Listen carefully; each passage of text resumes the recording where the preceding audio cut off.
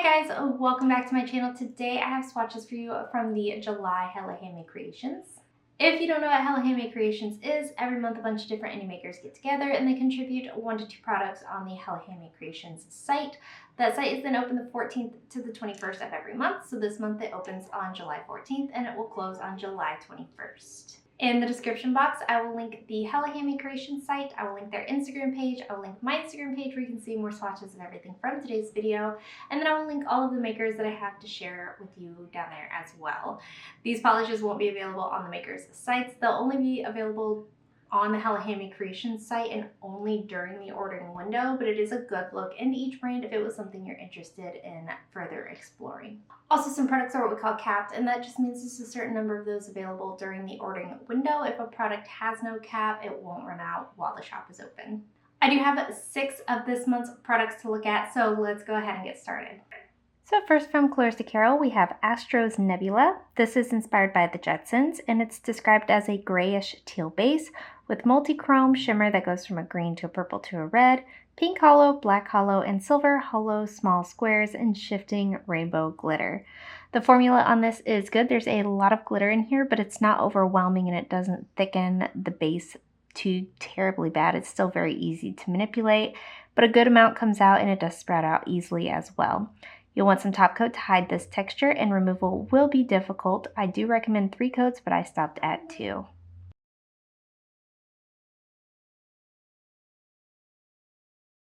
Up next from Limby Designs, we have Elegant Elbows. This is inspired by Tasteful Nudes, and it's described as a deep plum base with an intense magenta to pink to orange to gold shifting multi-chrome.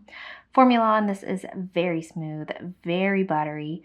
I got full coverage in 2 coats. If you're super picky and work very thin, you might end up needing 3, but this dries glossy and without texture. Removal is easy and you'll see some more color shifts in my photos.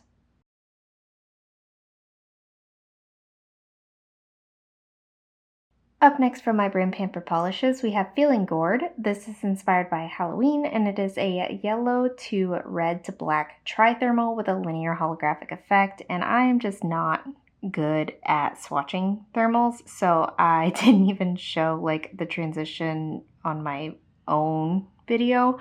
But it does have a good formula. I did do 3 coats just to get the blackest of blacks out of that thermal, and then that still, I just was too warm in my photos to get it the blackest of blacks. But I do recommend going in for that 3 coats. This is going to dry on the dull-ish side, so a top coat will help bring that back to life. The hollow that's in here is very bright, especially in the sun. Nothing dries textured, and removal is easy. So there are 3 coats of Feeling Gourd.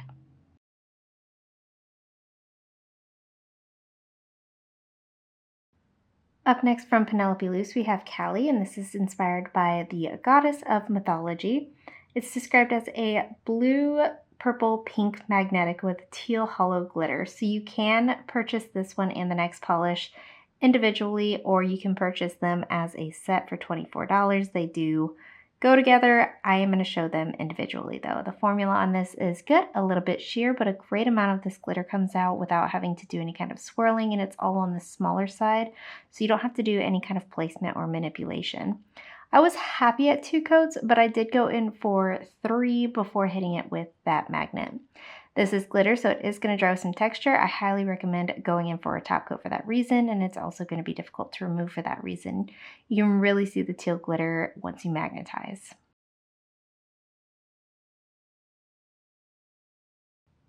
So the other part of this duo from Penelope Luz is called Goddess of Destruction, and this is described as a pink and purple iridescent flake with teal hollow glitter. This is also in a clear base, and this is such a beautiful complementary color to the previous one that we've looked at.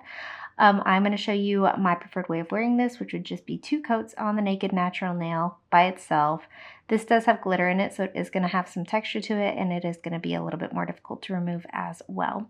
But there are 2 coats of Goddess of Destruction.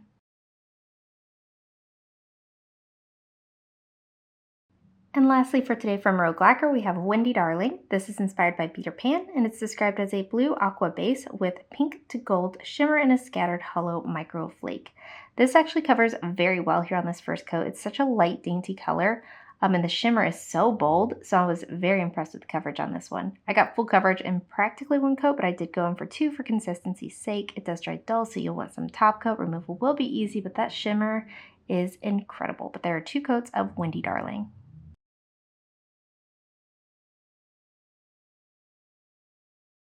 So here's a look at everything I received to share with you for July's Hella Handmade Creations. There's so many more on the site that are absolutely stunning, breathtaking polishes, but I am in love with this small array that I've received.